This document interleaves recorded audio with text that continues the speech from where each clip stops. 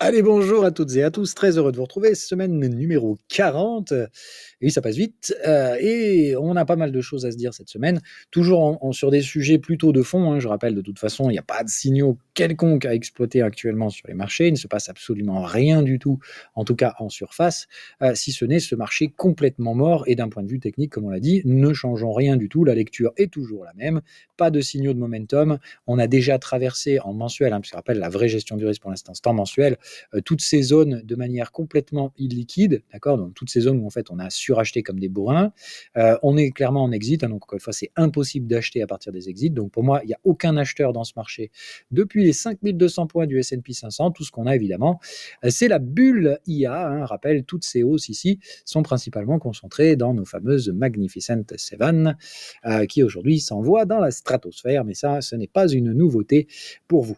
Ce que vous savez en revanche, c'est qu'elles utilisent aujourd'hui des technologies, enfin des techniques de plus en plus questionnables d'un point de vue légal, puisqu'aujourd'hui, c'est clairement, carrément, des jolies créations comptables, hein, puisque je rappelle, vous avez aujourd'hui une entreprise qui fait donc une promesse d'acheter 100 milliards de puces d'un côté, et puis derrière, c'est déjà booké comme revenu dans l'autre entreprise, c'est fantastique. On crée des ventes qui n'ont encore pas été matérialisées. C'est génial, puisque d'un autre côté, la trésorerie, elle, n'est pas imputée, hein. Je rappelle, donc la promesse de vente, ce n'est pas une vente, ça n'est donc pas retiré de la trésorerie, et par contre, c'est déjà ajouté à la trésorerie de l'autre entreprise. C'est magique, n'est-ce pas? Eh bien oui, évidemment que je vous dis, donc ça fait partie des boucles de rétroaction positives d'une bulle, hein, et évidemment, elle créera d'elle-même les boucles de rétroaction négatives derrière, quand inévitablement, en fait, les choses reviennent à leur base. Je vous rappelle, tout est cyclique dans ce monde, tout ce qui monte finit par redescendre. Tout ce qui crée des boucles de rétroaction positives crée des boucles de rétroaction négatives derrière. Bon, bref, revenons pas là-dessus. Donc, on en a compris. De toute façon, c'est impossible de spéculer sur la fin d'une bulle, mais en fait, on peut quand même y faire des statistiques parce que, en fait, des bulles, il y en a eu plein. Et la seule chose qu'on peut dire, c'est qu'avec un intervalle de confiance supérieur à 90%, ces bulles ne durent généralement pas plus de 2 à 3 ans, et la plupart d'entre elles, d'ailleurs, éclatent dans cet intervalle de 2 à 3 ans. Raison pour laquelle je vous ai donc largement averti sur l'éclatement imminent de la bulle IA, sans chercher à dire la date précise, parce que j'en ai rien à foutre, mais juste dire on est entré depuis pas mal de temps déjà dans cette phase 2 à 3 ans, puisque ça fait maintenant, donc depuis le dernier bottom, hein, donc fin 2022, ça fait pratiquement 3 ans aujourd'hui qu'on est dans ce cycle de l'IA. Et à mon avis, il faut faire un petit peu attention parce qu'on n'est pas trop loin de la fin. Pour pas dire qu'on y est déjà, mais bon, encore une fois, je vais pas jouer le 10 heures de bonnes aventures. Bref, donc ça c'est la chose, comme on l'a dit, le S&P monte sur des fondamentaux plus que questionnables. On est venu chercher la zone qui, pour ma part, ne devait pas être testée, un rappel, donc le haut de ce canal. Dans une divergence, normalement, on échoue sur le haut de ce canal, on échoue normalement même avant, hein. Bon là, merci la Bulia et la concentration et tous les mécanismes qu'on avait déjà vus, toutes les divergences qu'on a vues, donc concentration historique dans une poignée de valeurs, dans des niveaux jamais vus autrement que dans des bulles spéculatives. On a tous les éléments rationnels d'une bulle spéculative visibles. On fait très attention, encore une fois, même les gars qui bossent dans l'IA disent qu'il y a une bulle. C'est quand même magique. Mais bon, bref, on vit une époque formidable dans laquelle vous avez aujourd'hui des gens, alors ça m'amuse beaucoup, mais bon, voilà, je n'aime pas trop prendre ça en compte, mais quand même, vous avez des gens aujourd'hui dont l'argument est de dire ouais, mais tout le monde voit la bulle, donc c'est qu'elle va pas éclater. Waouh, l'intelligence du système! Oh, c'est fantastique. Donc bref, en fait, vous avez des gens aujourd'hui qui se disent, vu que tout le monde le voit, ça va pas arriver. Et bon, moi, historiquement, quand même, il y a pas mal d'années quand même dans les marchés aujourd'hui, et ayant étudié ce qui s'est passé avant moi aussi, en général, quand même, quand les investisseurs plutôt smart money, hein, les gens qui ont donc 50 ans et plus et qui ont donc plus de 30 ans de marché, quand ils sont tous unanimement en train de dire qu'on va s'en manger une, en général, ils ont eu raison. Donc, moi, j'ai plutôt tendance à dire, là, j'ai l'impression que les gens qui disent, ouais, mais tout le monde, ouais, mais peut-être que justement, ils ont des raisons de voir ça venir et que ça va peut-être se produire. Donc, bref, on fait attention. Pour moi, encore une fois, cette bulle va éclater d'un point de vue statistiquement probable. La question, c'est quand, hein, voilà. Donc on est sur le top du canal, la concentration est déjà débile. Est-ce qu'on peut aller un petit peu plus loin? Bon, peut-être. Mais moi, pour ma part, le mieux qu'on puisse faire maintenant, c'est rider le haut de ce canal. Rappel, on en a parlé il y a 2 ou 3 émissions. En termes de probabilité, hein, pour éviter de déclencher bêtement des biais de panique ou des biais d'euphorie, parce qu'à mon avis, il faut être dans aucun de ces deux scénarios-là. Mais juste de se dire, voilà, à mon avis, on a 50% de chance de grinder le haut de ce canal, mais pas nécessairement en continuant de bourrer la tech comme des gros débiles, mais plutôt, je pense, en jouant cette espèce de bipolarité stupide qu'on a vu depuis déjà des mois, où en fait, une semaine, on fait monter la tech, la semaine d'après, on la dégomme, et au final, elle ne bouge pas vraiment, la tech. Et d'un autre côté, une semaine, on fait monter les comos et les secteurs défensifs, et la semaine d'après, on les dégomme. Donc en fait, ça bouge pas vraiment. Hein. C'est de l'arbitrage comptable pour essayer de faire monter le S&P, mais au global, les valorisations ne bougent plus vraiment. On a des rotations sectorielles, on évite d'éclater la bulle IA, mais les secteurs défensifs, eux, rattrapent. Et c'est clairement ce que moi j'avais vu. Et je vous l'avais dit, mon portefeuille était fortement exposé sur ces secteurs défensifs, et la plupart de ces trades se comportent mais extrêmement bien. D'accord. Toutes les minières, etc., se sont envolées ces derniers mois, plus que certaines boîtes technologiques. Hein. Voilà. Moi, sur certains trades, je viens de sortir des plus 150% sur des valeurs de merde, complètement value. et encore une fois, c'est pendant cet intervalle-là, les techs n'ont pas du tout délivré ce rendement-là. Donc je pense encore une fois qu'il faut être plutôt dans le défensif aujourd'hui, et les targets qui ont été atteints pour ma part sur plusieurs de ces actions sont le signe qu'encore une fois, j'avais raison de faire ça. Tout comme j'avais dit, il vaut mieux être sur le silver que sur le gold, parce que le silver a encore beaucoup de potentiel, là où le gold, pour moi, plafonne totalement. Hein. Et ça ne veut pas dire que ça va s'interrompre, mais juste de dire, voilà, soyons prudents sur ces arbitrages-là. Bref, donc on est au sommet de ce canal. Pour moi, on est un plafonné complet. Ceux qui pensent que le momentum va encore plus accélérer, bon, pour moi, 0% de chance, d'accord. Mais je pense qu'on a donc 50% de chance de grinder, avec 25% de chance d'en sortir par le haut. C'est-à-dire, bon, bah, la bulle va chercher une phase de paroxysme stupide. Pourquoi pas, hein, d'accord. C'est possible. Très illiquide, et évidemment, toutes ces valorisations seront détruites derrière. Et je préfère être franc, hein, on va au même endroit derrière. Ça veut dire que si on va à 4004 à partir de 8004, eh ben c'est plus 30% de drawdown, c'est 50. Et ça, encore une fois, c'est possible. Moi, tout ce que je dis, c'est si on va plus haut, on va plus bas derrière en termes de drawdown. Donc, si vous voulez jouer au con, moi, ça ne me gêne pas. Encore une fois, ça s'est produit, ça peut se produire, ce n'est pas grave. Par contre, il me semble qu'il y a un scénario intermédiaire, et c'est ce que je vais essayer de défendre aujourd'hui. D'accord. C'est ce que j'ai appelé ici la zone. Alors, pourquoi spéculative? Non, ce n'est pas ça, parce que je vais corriger, mais oui, ça n'a pas été sauvegardé. Donc, hop. Ça, c'est ce que je vous appelle les liquid area. Bon, je le mets en anglais, hein, mais voilà, donc la zone d'illiquidité, et c'est le thème de cette émission aujourd'hui. Hop, d'ailleurs, voilà, je sauvegarde. Voilà, donc l'idée, c'est pour ma part, avant d'aller là-haut, il va falloir, bon, vous connaissez le mécanisme pour ceux qui connaissent ma stratégie, pour avancer d'un pas, il faut généralement reculer d'un demi.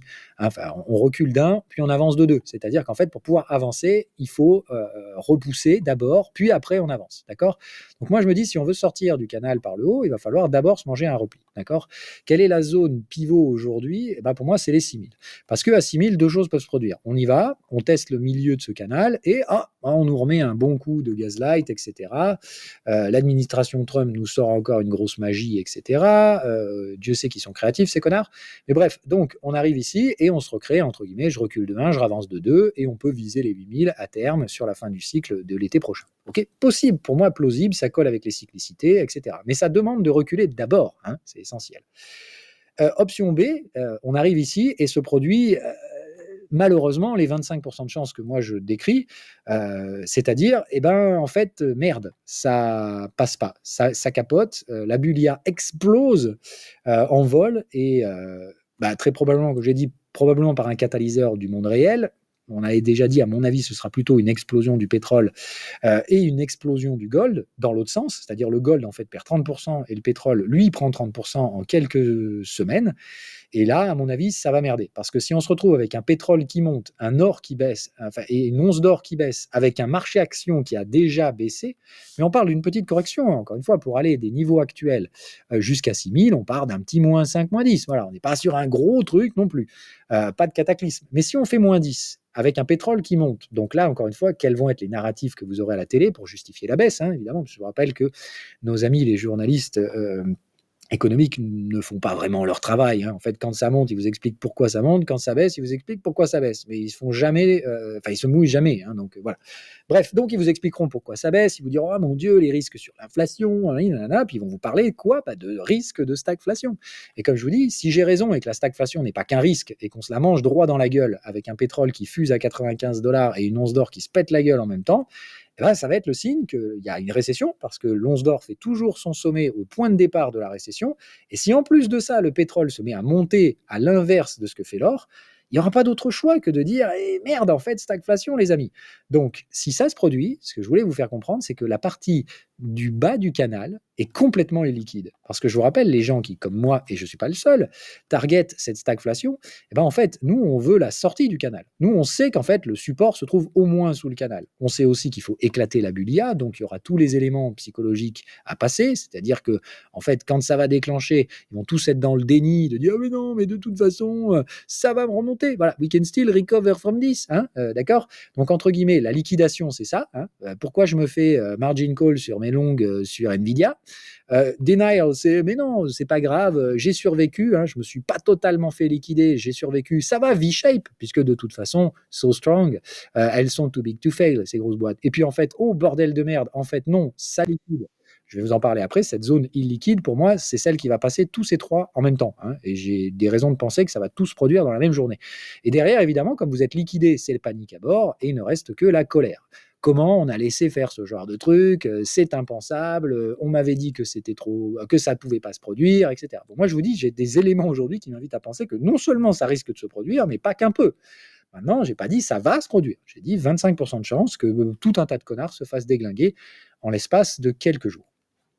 Et ça, c'est donc ce que j'ai appelé la théorie du VIX au-dessus de 100. D'accord. Et c'est celle qu'on va essayer d'argumenter aujourd'hui.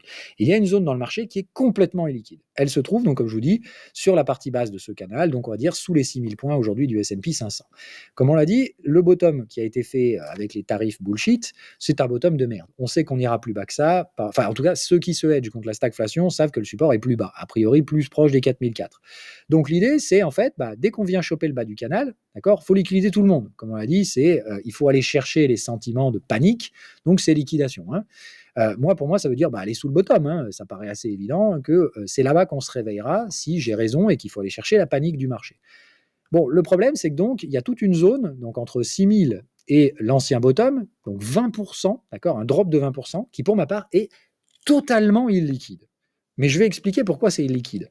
C'est illiquide parce qu'en fait, ici, objectivement, les boules ont tort. D'accord. C'est-à-dire, les boules, ils ont raison tant qu'on fait des creux sommets ascendants. Donc, quand on arrive à 6000, il faut qu'on repète derrière les 6007 et qu'on essaie de grinder ce bordel jusqu'à 7005, etc. Peut-être 8000, on s'en fout. Mais globalement, c'est je recule de 1, j'essaie d'avancer de 2 derrière. OK. C'est ça qu'il faut comprendre, c'est la mécanique. Mais si la mécanique se grippe, et en fait, quand on arrive ici, oh merde, en fait, la réalité nous rattrape, et il faut invalider les trades bullish. D'accord. Parce qu'encore une fois, si on arrive dans ces zones-là, tous les bulls savent que ça sert à rien de mettre un stop ici. D'accord. Ça va être, ok, on déclenche et on sort. On va essayer de vendre, mais qui achète?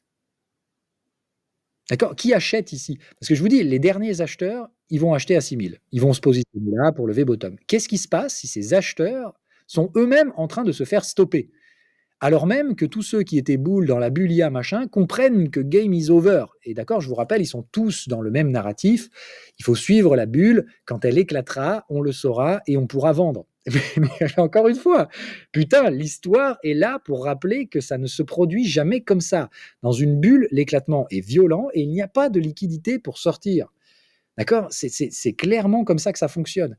Mais là, il n'y aura même pas le moindre acheteur. C'est ça qu'il faut comprendre, parce que les vendeurs à découvert, les gens comme moi ou les autres personnes qui s'exposent à la couverture, nous, on est payés. C'est ça que je veux vous faire comprendre. On n'est pas dans un environnement où la liquidation et le contexte déflationniste du marché force les vendeurs à découvert à sortir assez vite, parce que le coût de l'argent ne leur bénéficie pas. Là, c'est l'inverse. Dans un environnement stagflationniste, être bear, c'est recevoir le taux d'intérêt tous les jours. Ça veut dire, je me fais payer pour rester bear dans un marché qui n'a aucune raison de rebondir, puisque je vous rappelle, de la liquidation va arriver la dépression. Il n'y aura pas de V-bottom sur la zone des 4007. On va continuer de baisser. C'est ça qu'il faut que vous compreniez. Donc je n'aurai non seulement aucune raison de me forcer à racheter mes ventes rapidement en mode vite, vite, vite, parce qu'on va rebondir, d'accord? Je l'ai dit, s'il y a un soutien dans ce marché-là, une impression monétaire, ça va pas être pour sauver les Magnificent Seven. Ça va être pour sauver le marché obligataire qui est au bord de l'explosion aujourd'hui avec une yield curve qui est inversée et qui pourrait imploser s'il n'y a pas un soutien financier. Donc je vous dis, aujourd'hui, s'il y a un soutien financier dans cet environnement panique, ça va être pour le marché obligataire. Ça va pas être Tina en mode super, allons-y, rachetons des actions. Non, les amis, ça va être hausse des prix globaux, parce que hausse des prix des matières premières hard commodities. Donc ça, clairement, ça va être un carnage sur le coût de la consommation, avec en plus de ça, on a dit une économie qui ralentit, et puis malheureusement, comme je vous dis, des désillusions, c'est-à-dire le retour à la réalité. Mon 401(k), en fait, il était super exposé à la tech et il montait pour de mauvaises raisons, et quand il va reprendre une durite, ça va forcer les gens à consommer un peu moins aux US, hein. Donc comme j'ai dit, il faut faire attention. Pour moi, c'est une crise qui est très américainement centrée, parce que ce sont les seuls qui ont mis all-in sur ce narratif de l'IA, comme si c'était absolument nécessaire de dépenser tout ce pognon maintenant. Il faut dépenser tout aujourd'hui parce que quoi, en fait? Si on prend 2 minutes et qu'on réfléchit, est-ce qu'il y a une urgence aujourd'hui réelle? Bah non, d'accord? Oui, l'IA est une technologie transformative, c'est évident qu'elle va transformer notre monde dans les décennies qui viennent, dans même la décennie qui vient. Mais est-ce que ça change vos vies tout de suite là? Bah non, encore une fois. Mais par contre, ça a changé la vie des marchés financiers, ça oui. Donc on fait encore une fois attention. C'est une bulle, c'est évident, elle va éclater comme toutes les bulles, et elle va faire du mal à tous ceux qui y ont cru, hein, parce que encore une fois, tout comme ceux qui ont acheté le sommet des bulles de conneries en dot-com se sont mangés les dents, mais ceux qui ont acheté les bonnes boîtes à ce moment-là, bah, Microsoft, est-ce qu'ils se sont relevés? Bien sûr. Google, est-ce qu'ils se sont relevés? Bien sûr. Moi, j'ai aucun doute à dire qu'NVIDIA se relèvera de tout ça. Mais aujourd'hui, vous l'achetez à un prix débile et il faudra peut-être attendre 10 ans avant que ça remonte. Alors, on voit que les chiffres d'adoption de l'IA sont quand même un peu plus élevés et plus rapides. Mais j'ai pas de mal à dire que si on se clate la bulle là maintenant, Nvidia ne fera pas de sommet avant 4-5 ans, hein. Voilà. Donc c'est 4-5 ans, en plus 4-5 ans de stagflation. Donc je vous rappelle, la stagflation, c'est douloureux pour le consommateur. Il aura tout sauf envie de se dire ouais, mais c'est pas grave, je vais attendre que mon Nvidia remonte pendant 5-6 ans parce que c'est sûr que ça va remonter. Non, oui, ils vont peut-être faire ça pendant un an, se dire je ne vends pas parce que ça remontera. Puis en fait, au bout d'un an, quand tu es obligé de choisir entre acheter des pâtes et garder tes actions Nvidia qui ne remontent pas, tu vas vendre tes actions Nvidia, encore une fois, parce que on le sait, c'est la même chose dans toutes les bulles. C'est comme en 2018, quand je vous disais, ça va cracher vos races le Bitcoin, et ça ne veut pas dire que le Bitcoin, c'est de la merde. Ça veut juste dire, moi, je l'achèterai quand vous pisserez le sang. Et je vous avais dit que ça pisserait le sang et que ce serait vraiment extrêmement douloureux et que toute la pattern du crack se construirait derrière. Je dis la même chose pour Nvidia. Nvidia, ça va cracher et il faudra attendre longtemps avant de l'acheter parce qu'il ne suffira pas d'attendre les prix attractifs. On ira sous les prix attractifs parce que la douleur des boucles de rétroaction négatives va devoir se construire. Ce qui a construit la hausse va déconstruire la baisse plus profond que ce que vous penseriez. OK ? On fait attention et il ne faudra pas simplement acheter les supports, il faudra acheter la panique. Mais au-delà même de la panique, il faudra acheter la dépression. C'est-à-dire, ça ne va pas remonter. D'accord? Après la panique va suivre une longue phase de plat, la dépression, qui est essentielle dans tout éclatement de bulle. OK? Donc c'est important de comprendre. Et c'est ça que je vous disais, quand moi je vais être payé pour rester bear, je ne vais pas me dire il faudra que je time ma sortie parce qu'il y aura un V qui va me rattraper derrière. Non, que dalle. Je vais garder mes shorts bien plus longtemps que vous ne le pensez. Voilà, bref, c'était l'argument. La zone illiquide, c'est donc de dire est-ce qu'il va y avoir des gens qui vont racheter, des acheteurs? Parce que certains se diront, oui, mais les bears doivent bien se racheter à un moment donné. Je vous dis, ça c'est faux. Je viens de vous démontrer l'inverse. En tant que bears, c'est-à-dire ceux qui ont prévu ce genre de scénario et qui seront donc à ce moment-là dans le vrai, je n'aurai aucune raison de sortir. Je serai payé pour attendre. Et je vais clairement attendre. C'est ça qu'il faut que vous compreniez. Parce que le temps jouera en ma faveur dans cet argument-là. Et le temps sera surtout la meilleure des choses à garder, dans mon sens, dans la stagflation. Pendant cette période un peu douloureuse, la seule chose qui risque de générer de l'argent, ce sont les positions à découvert. Mais pas engranger une position à découvert quand on est déjà à 4005. Moi, encore une fois, vendre à 4005 pour dire ouais, mais on va viser 4004, ça n'a aucun intérêt, encore une fois. Donc ça, c'est beaucoup trop dangereux. Moi, je ne vendrai pas à proximité du support. Mais est-ce que je vais me racheter en toute hâte? La réponse, c'est non. Et c'est pour ça que je vous dis, cette zone est très illiquide. Il n'y aura pas d'acheteurs. Aucun acheteur. Et tous les acheteurs vont essayer de faire la même chose, de revendre en même temps. Et c'est pour ça que je vous dis, cette zone est extrêmement illiquide. Et quand je vous parlais d'Armageddon de la volatilité, avec un VIX qui pourrait frapper au-delà des 100, c'est des choses qui ne se produisent pas plus d'une fois tous les 50 ans. Pour ma part, la dernière fois que ça s'est produit, c'était 1987. Un crash éclair. Maintenant, aujourd'hui, le contexte de marché est différent. On est dopé au zero day till expiration, donc trading de court terme, opérations à effet de levier, dark pool, toutes ces shadow banking. On ne connaît pas les montants de dette dans ces environnements privés. Il y a tout un tas de choses qui, pour ma part, vont déclencher des effets dont on ne connaît pas encore les conséquences. Mais s'il y a bien une chose sur laquelle on est nombreux à s'accorder, c'est que le VIX va aller chercher un territoire jamais vu. pour moi, on va en territoire inconnu sur le VIX, et ça risque donc d'étayer ce scénario dans lequel je vous dis, il y a une zone de 20% dans lequel il n'y aura pas d'acheteurs et il y aura beaucoup de vendeurs. Et ça va poser énormément de problèmes parce que vous connaissez la balance du prix. Quand il y a beaucoup de vendeurs et qu'il n'y a pas d'acheteurs, qu'est-ce qui se passe? Les prix chutent très fortement. Le problème, c'est qu'aujourd'hui, je vous rappelle qu'on a des circuit cuts, circuit breakers. À -7, on arrête. D'accord? À -7, on s'arrête pour 15 minutes. Ça veut dire, pendant 15 minutes, il ne se passe rien. Mais si on réouvre derrière à -12, eh ben, on referme pour 15 minutes. D'accord? C'est-à-dire, il n'y a pas de trade qui se produit.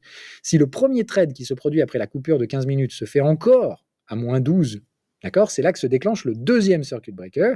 Et là, encore une fois, si ce deuxième circuit breaker qui bloque pour, je crois, un petit peu plus de 15 minutes, il me semble le deuxième, mais pas sûr, si au réveil de ce deuxième circuit breaker, on va à -20, c'est la journée totale qui s'arrête. Ça veut dire pas de trading. Je vous laisse imaginer si vous vous retrouvez dans un marché dans lequel vous ne pouvez pas trader. Parce qu'il est tout simplement fermé. Mais fermé, pas parce que demain ça va réouvrir, c'était qu'un crash de court terme, etc. Encore une fois, les prix, s'ils baissent, ne vont pas rebondir.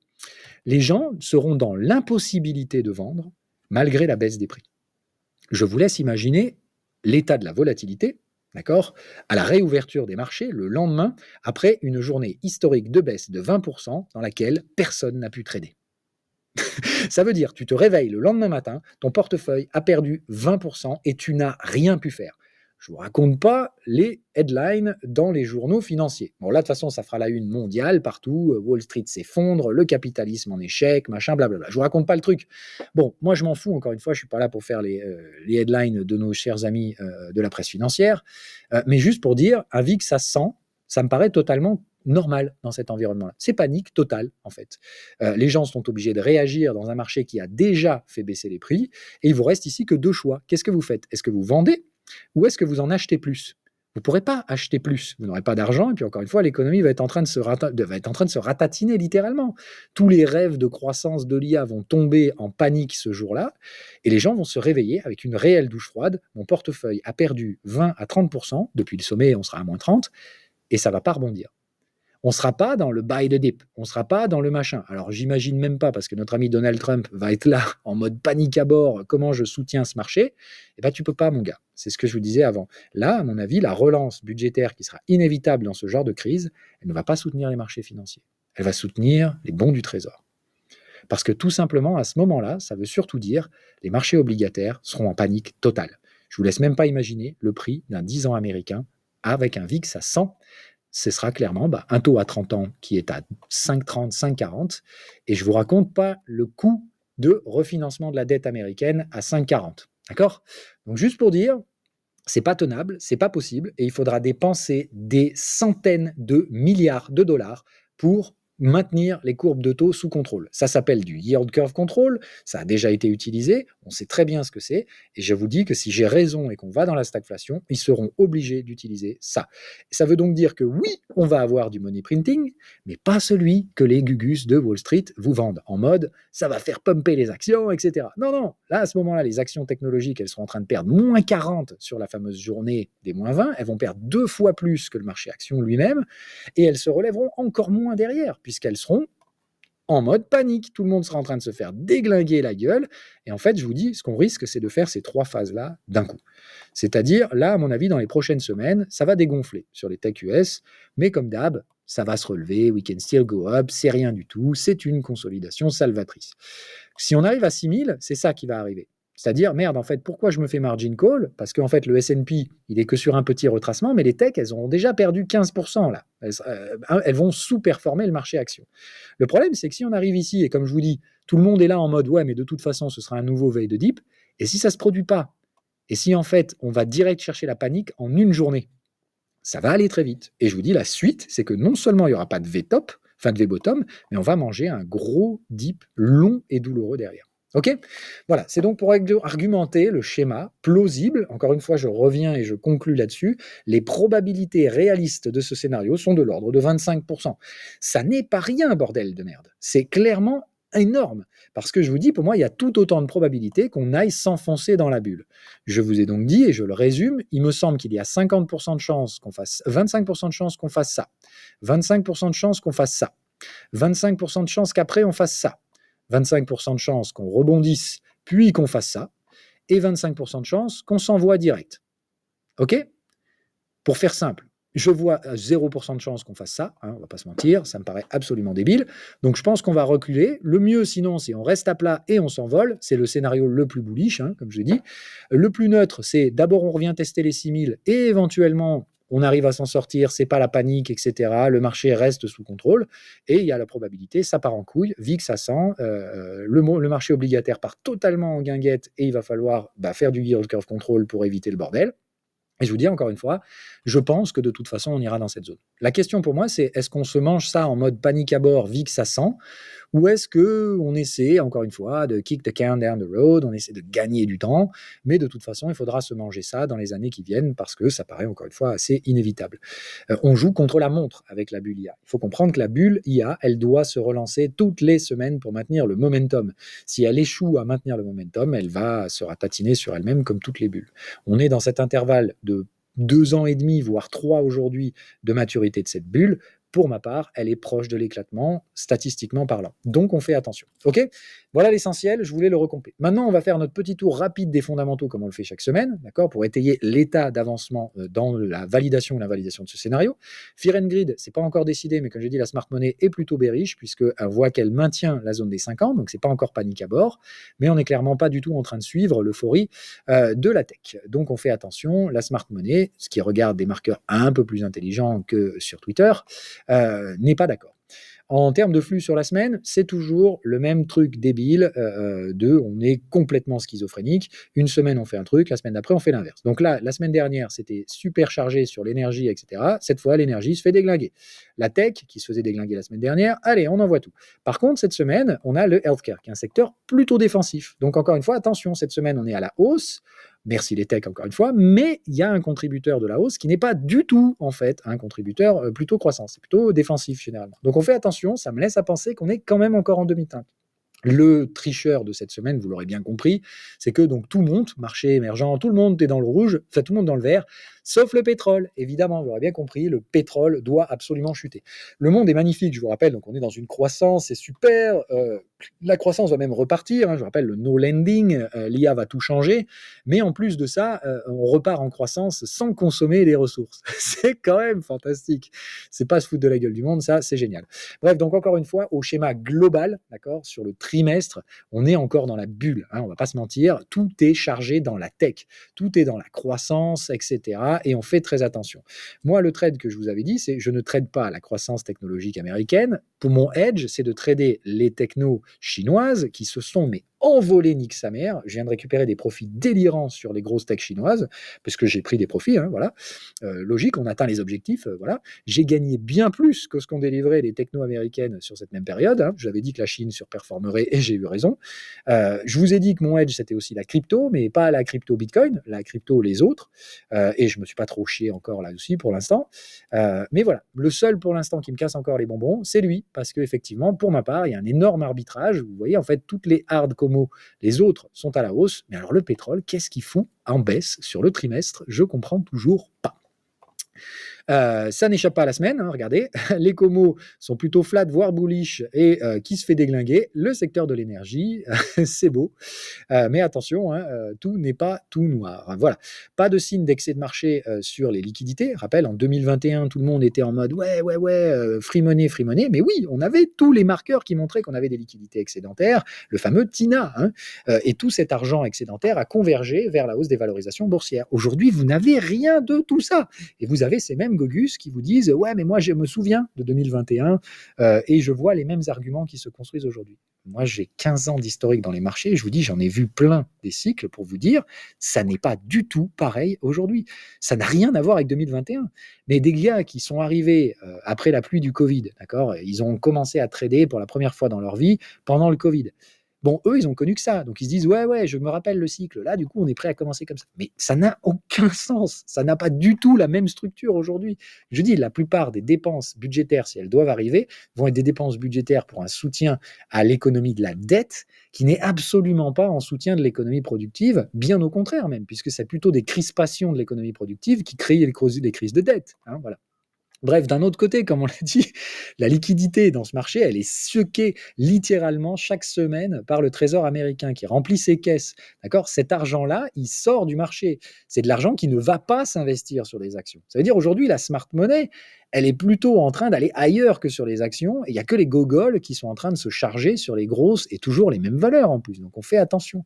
La smart money, ça fait des mois qu'elle se hedge sur les produits dérivés. D'accord? Ça se voit, ça fait des mois qu'on commence aujourd'hui à sous-performer, c'est-à-dire le max pain, le seuil de douleur est pricé beaucoup plus bas, ça veut dire le prix d'équilibre des options ouvertes, donc en open interest, sont clairement baissières. Et elles ne sont pas un petit peu baissières, elles pricent 300 points de baisse sur le S&P.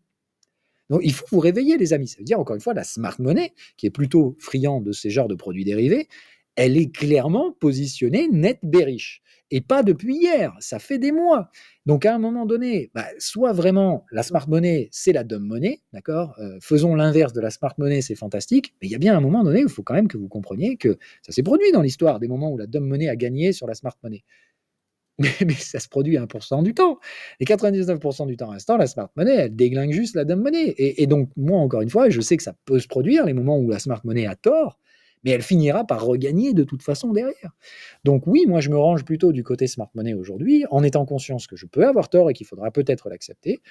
Mais pour l'instant, je suis loin d'être seul à lutter contre un marché qui monte. Voilà. Et de toute évidence, la smart money est plutôt d'accord avec moi.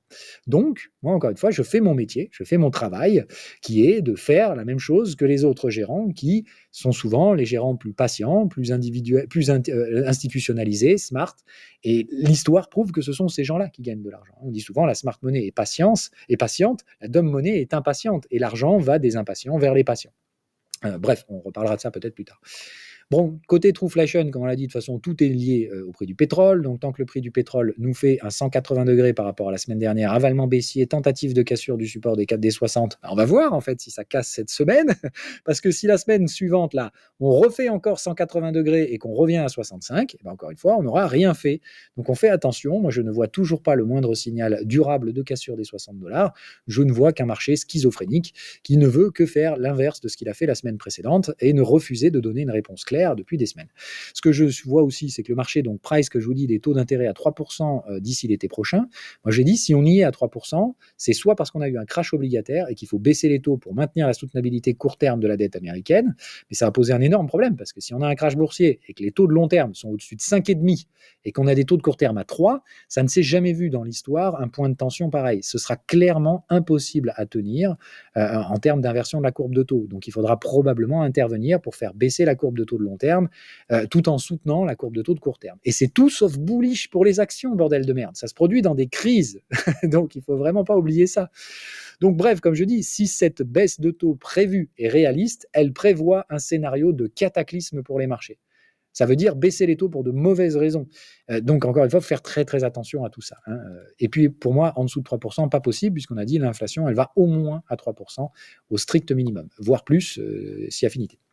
Bon, côté crypto, on avait aussi dit, il n'y a pas de signe de bottom. D'accord. Donc, pour l'instant, là, on revient sur la partie risque. Donc, comme on l'a dit, si la bulle n'éclate pas tout de suite, a priori, les cryptos sont clairement amenés à en profiter, puisque elles priçaient la fin du monde il y a encore quelques semaines. Je vous avais dit, ça me paraît quand même assez irréaliste, puisque tous les fondamentaux qu'on a indiquent l'inverse. On n'a toujours pas de supply qui arrive dans les marchés, donc ça montre pour ma part que on est sur une grosse résistance technique des 120 000 dollars, donc je ne crois pas qu'elle va céder aussi vite. J'ai encore vu des headlines qui disaient « Nouveau sommet historique 125 ouvre la porte des 200 000 dollars d'ici la fin de l'année ».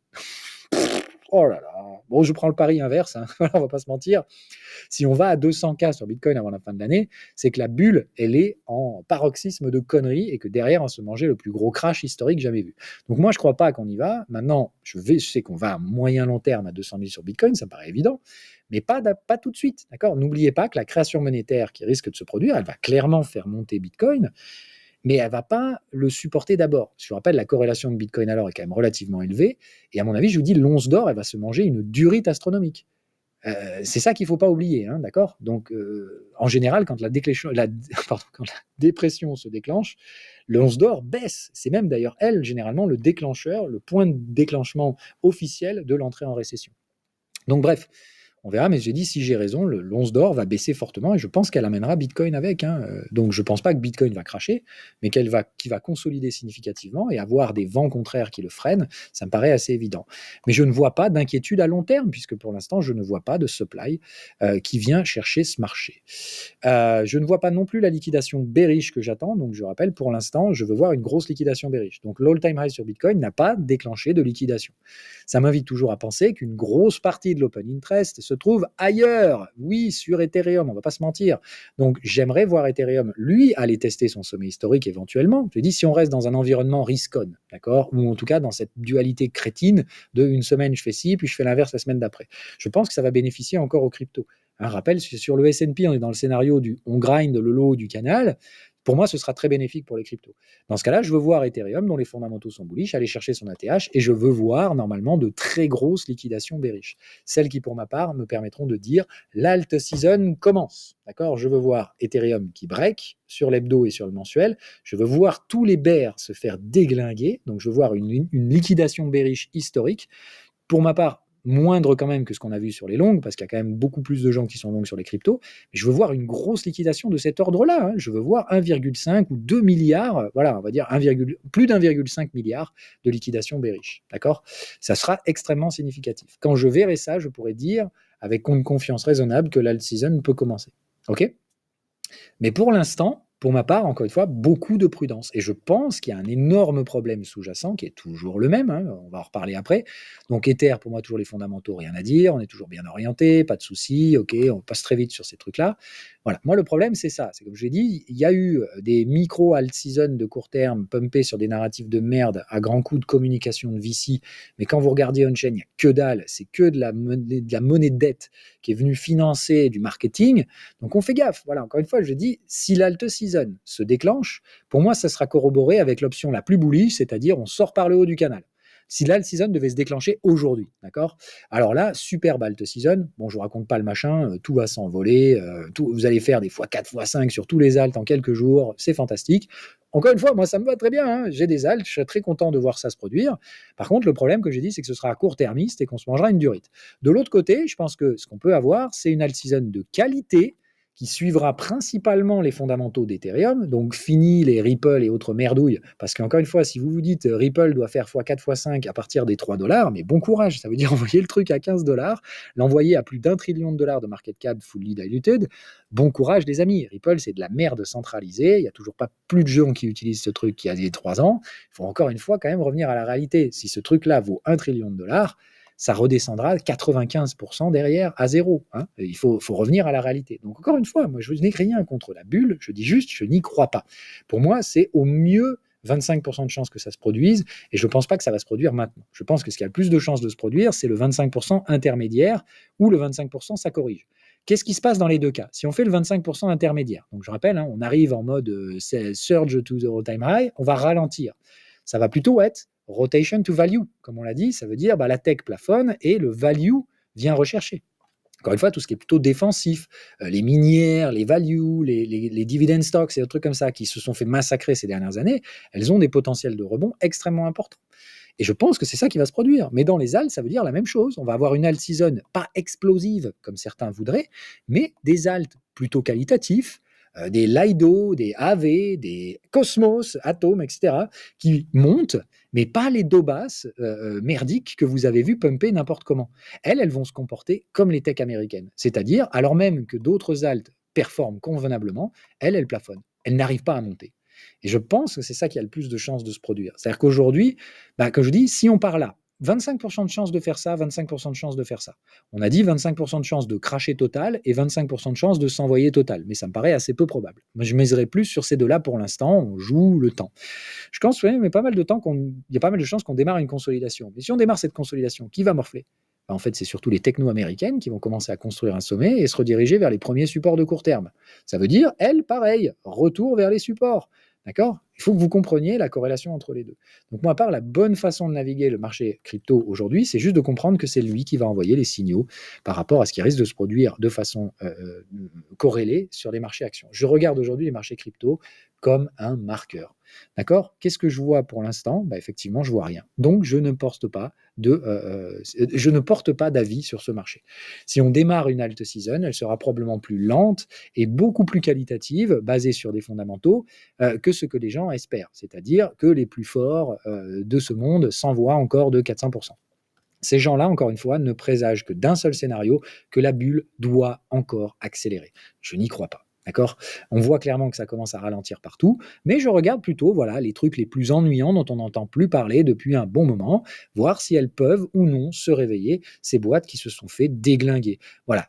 Typiquement, moi, tout ce qui est lié tout ce qui est lié à Ethereum m'intéresse. Donc, je regarderai typiquement des Arbitrum, des Uniswap.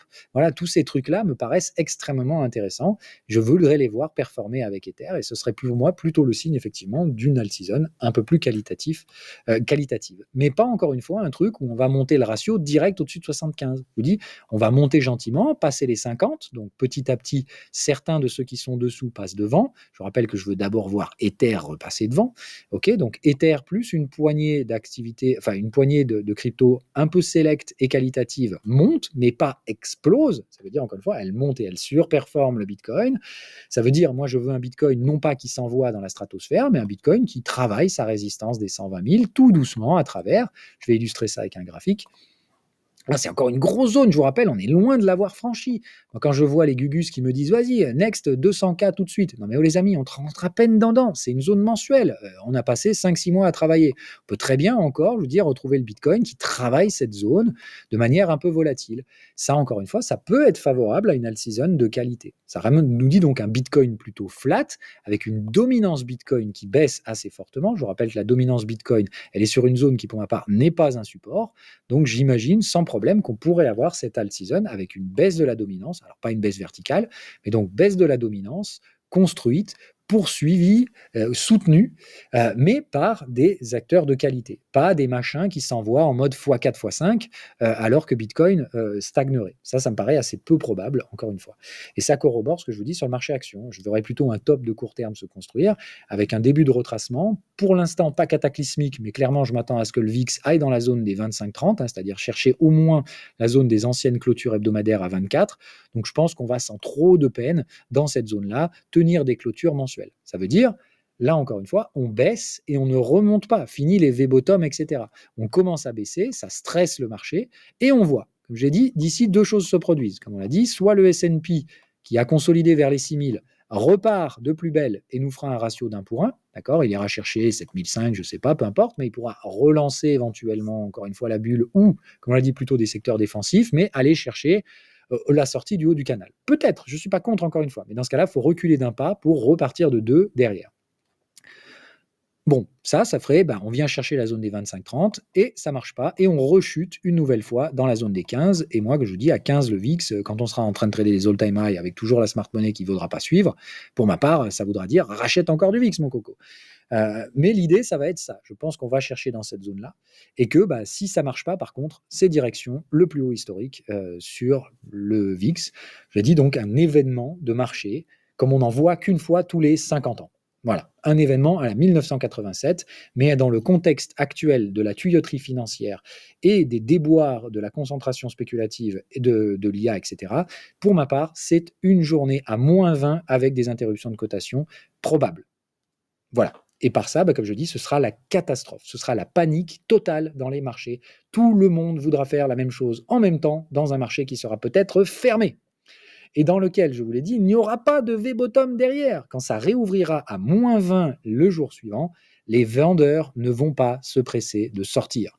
Il n'y aura pas de rachat de dip en mode vite, vite, vite, cette fois on récupère les profits. La seule chose qui va se produire, c'est que la volatilité, elle va chuter.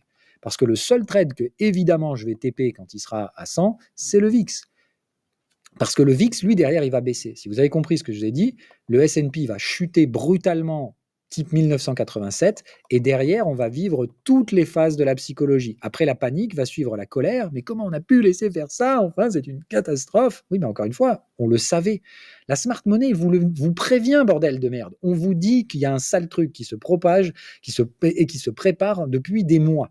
Vous n'écoutez pas, d'accord, parce que, mais en attendant, le connard, il dit ça et puis ça monte. Donc, c'est vraiment un trou de balle, le type. Ouais, mais on vous prévient, bordel de merde. Nous, on a des années d'historique dans les marchés, bien plus que la plupart d'entre vous, et je ne suis pas le seul, bordel. Il y a énormément de grands historiens des marchés, certains ont 40, 50 ans d'histoire dans les marchés, ils vous disent tous que ça pue la merde, et vous refusez de les écouter.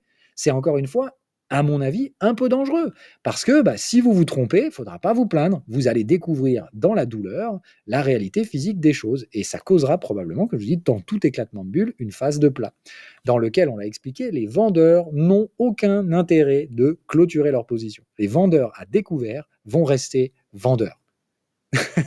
Parce que si on vend les techs, moi encore une fois, je l'ai dit, les techs, quand elles vont se péter la gueule, je sais qu'il n'y a pas de V-bottom. Je resterai short dessus longtemps. Tant que je ne verrai pas la dépression réellement s'installer, je ne couperai pas les positions vendeuses parce que je serai payé pour être vendeur. Je gagnerai des taux d'intérêt tous les jours. Et plus je resterai en position, plus je gagnerai sur le temps. Je n'ai pas de nécessité de clôturer ces positions en panique. On n'est pas dans les V-dip comme on a vu avant. Si j'ai raison et qu'on déclenche un Armageddon de volatilité, les conséquences seront l'éclatement de la bulle. Ok ? C'est ça qu'il faut que vous compreniez. Quelles sont les probabilités que ça se produise ? Je l'ai dit, 25% de chance. D'accord ? Donc restons pour l'instant réalistes. Maintenant, je vais être réaliste. Si on baisse, d'accord ? C'est-à-dire si le S&P se dirige vers cette fameuse zone pivot des 6000, on va dire la médiane du canal, d'accord ? Donc plus ou moins vite, mais aujourd'hui, je vous le donne grosso merdo, c'est autour des 6000. Si on va là-bas, d'accord ? Par contre, là, ça va être 50-50. Pour moi, ce sera 50% de chance de rebondir x2, mais 50% de chance de chuter. Donc là, aujourd'hui, c'est 25%, parce que pour aller là, il faut d'abord aller là, puis aller là, et enchaîner les deux. Mais moi, si on vient chercher les 6000, ce sera une chance sur deux de déclencher au sud. Ça veut dire que là, si on prend le chemin baissier, chaque jour va augmenter ma probabilité du crack. D'accord ? Je n'ai pas dit que le crack va se produire, et je ne dis pas que le crack va amener avec lui une crise financière, etc., mais je pense à un crack de valorisation, et particulièrement sur les IA. Ça veut dire, pour moi, les machins IA, c'est moins 50, et derrière, la baisse se poursuivra. Ok ? Donc j'espère que vous aurez compris. Je ne veux pas alerter tout le monde pour faire paniquer les gens, mais juste dire, encore une fois, il y a deux mondes aujourd'hui qui se battent. Maintenant, à travers les prix, il y a un de ces mondes qui pense qu'il a déjà gagné, puisque c'est ce que les prix retranscrivent. C'est le monde de l'IA c'est le futur, etc. Laissez tomber tout ce qui est secteur défensif, c'est de la merde. La nouvelle économie est en train de vous exploser à la gueule et il faut suivre. Bon, ok. D'accord. Maintenant, l'autre monde, c'est celui du mien, qui dit « Ouais, mais vous avez oublié 2-3 détails en route. Le prix du pétrole est historiquement sur des supports, donc votre futur IA machin, je ne sais pas quelle énergie il consomme, mais a priori, les marchés ne la pricent pas. Donc, je ne sais pas dans quel monde le prix d'énergie peut baisser quand vos conneries de data center prévoient de consommer 10% de l'électricité mondiale dans les 4 prochaines années. Ça me paraît, encore une fois, peut-être compliqué. Voilà. Donc, juste pour dire, il y a deux mondes, mais il y a deux réalités qui, pour ma part, ne s'impriment pas dans la réalité financière. Donc, il y a bien une dissonance ici, et ça montre que le mieux qui puisse se produire, c'est un entre-deux. C'est-à-dire, ces gens-là n'ont pas raison, et je n'ai peut-être pas raison non plus sur le crack. Allons au moins tester la zone intermédiaire. Je pense qu'on a énormément de chance, malheureusement, d'aller là-bas. La réalité, c'est qu'une fois qu'on sera là-bas, ce sera déjà trop tard pour vous hedger. C'est ça que je voudrais vous faire comprendre. Si on va à 6000, le VIX sera à 30. Et si j'ai raison, le VIX va partir de 30 à on n'a jamais vu. C'est-à-dire, vous ne pourrez pas vous couvrir. Et c'est pour ça que je veux que vous compreniez. Parce qu'à 30, le prix de la couverture sur le VIX est déjà très cher. C'est pour ça, encore une fois, que la smart money ne fait que vous alerter. C'est pour ça que la smart money est déjà en train de se hedger. Elle sait très bien que c'est qui tout double. Si on a raison et que effectivement la bulle explose, envole, et qu'elle déclenche l'entrée en récession que beaucoup d'économistes voient et attendent depuis 2020, parce qu'on n'a fait que repousser l'échéance depuis. Si ça se produit réellement et que c'est mon camp qui a raison, il n'y aura pas d'acheteurs. C'est ça qu'il faut que vous compreniez. Personne ne va racheter ce marché. Il va entrer en chute libre totale et il va y avoir beaucoup de vendeurs forcés, de gens qui vont se faire liquider. D'accord ? Des liquidations, ça veut dire j'avais un stop loss sur Nvidia. Je vous donne un exemple, d'accord ? Encore une fois, donc je prends le pire exemple, mais prenons donc Nvidia, le mec qui a investi dans Nvidia à $186. Bon, ça baisse un peu, je dis le S&P vient à 6000, Nvidia est à 150. Bon, c'est pas très grave, il est un peu sous l'eau, le gogol, il est à moins 20, mais il s'en fout, d'accord, encore une fois, moins 20, c'est pour mieux aller à 200 ou $300 derrière. C'est une consolidation de court terme. Rappel, complacency, d'accord ? Qu'est-ce qui va se produire derrière? Ah bah merde, ça rebondit pas. On continue un peu de baisser. Le VIX est à 30 et quelques, d'accord, voire plus de 30. Et puis alors là, je vous raconte pas le prix de la couverture spécifiquement sur Nvidia. Bon là, la smart money, elle sait très bien ce qui va se produire derrière, c'est-à-dire merde, les supports ne fonctionnent plus. Et les anciennes résistances redeviennent résistances. Ça veut dire, ah merde, en fait, on a fait un faux sommet, donc qu'est-ce qu'on va faire? Oh putain, le prochain support est à 90, waouh, ça va faire mal. Qu'est-ce qui se passe? Bah, c'est là la fameuse journée à moins 20. Hein. Ça veut dire, la journée ici, c'est vous avez un jour Nvidia qui gappe à la baisse sous les 130 et qui va réouvrir le lendemain sans que personne n'ait pu trader, puisqu'il y aura interruption de cotation, elle va se réveiller, elle, à moins 36. Et qu'est-ce qui va se passer à moins 36? Bah, comme je vous l'ai dit, le jour où le marché ouvre, c'est liquidation. Tous ceux qui avaient leur stop loss à 120, le stop loss n'a pas pu être exécuté, vous serez vendus à ce prix-là. Voilà, encore une fois, je vous dis, moi je connais ces mécanismes financiers, j'aime autant vous dire que ça va foutre la merde. Parce que nombre de gens qui vont dire ouais mais attendez, c'est un scandale. D'accord, donc je vous rappelle, comment on a pu laisser faire ça? Enfin, moi je croyais que mes stop loss étaient exécutés. Non, non, non, les stop loss ils sont exécutés en fonction de la liquidité. Moi ce que je vous dis, c'est qu'il n'y a pas un seul fucking acheteur sous cette zone. Il n'y a personne qui viendra acheter votre action Nvidia quand elle sera en train de se péter les dents. Et à 90, moi-même, je ne rachète pas mes ventes. D'accord? Donc, il faut que vous compreniez que ça ne va pas se rouvrir le lendemain en mode ouais, de toute façon, ça va rebondir, je vais pouvoir vendre. Non, non. Le jour de la réouverture, il ne se passera rien.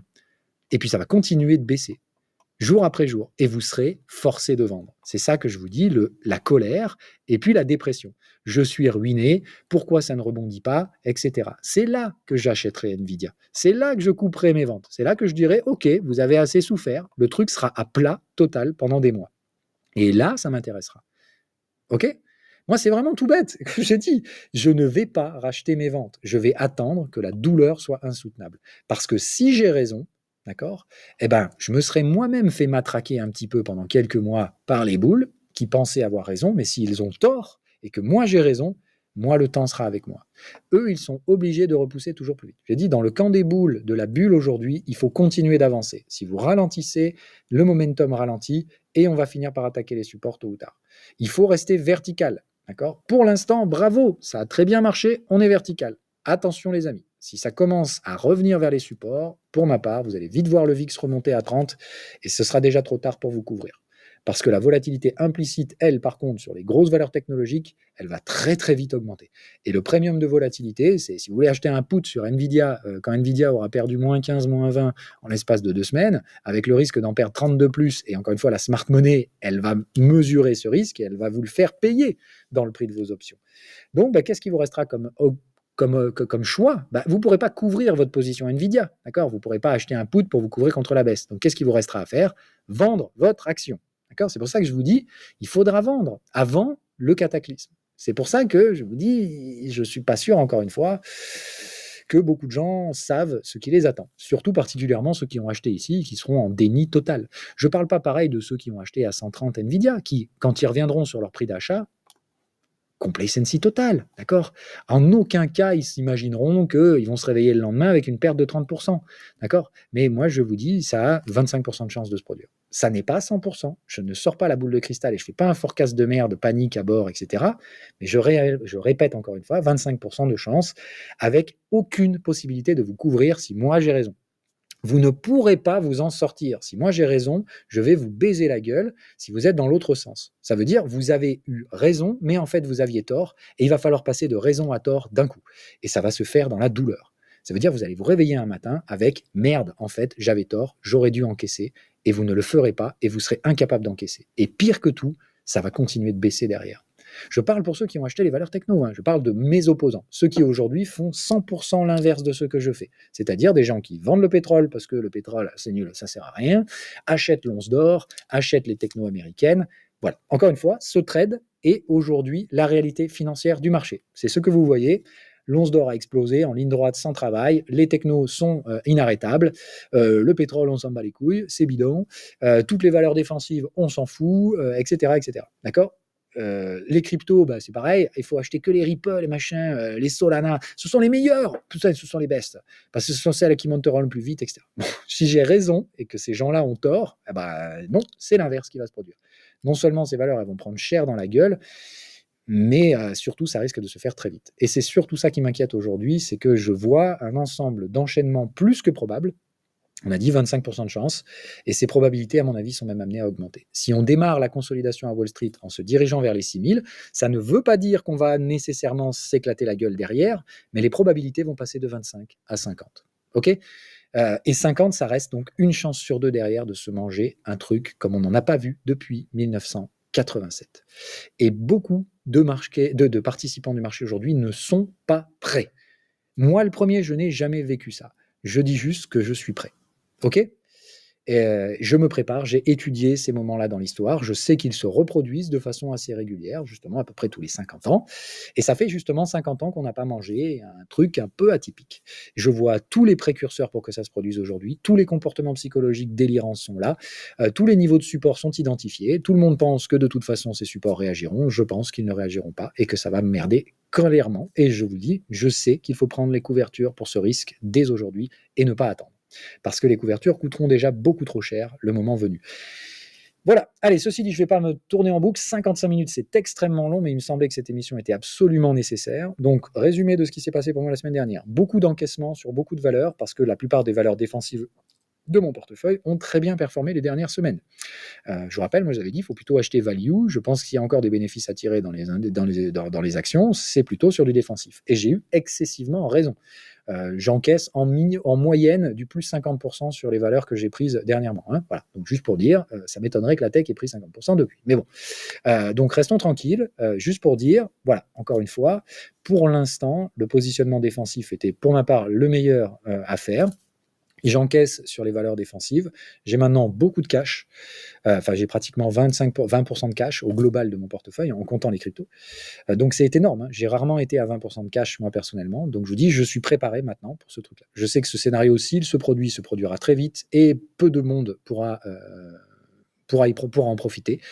Je sais en revanche que pour ma part, je ferai le plein de valeurs particulièrement value. Hein, rappelle, donc après l'éventuel crash, moi j'ai ce cash-là pour acheter des values. Parce que les values, elles vont rebondir très très vite derrière. Je vous rappelle tout ce qui est valeurs à dividendes, valeurs défensives, très cycliques, liées à la consommation de tous les jours. Hein, encore une fois, la consommation, pas d'acheter des iPhones à 1200 boules, mais juste d'aller faire ses courses. Hein.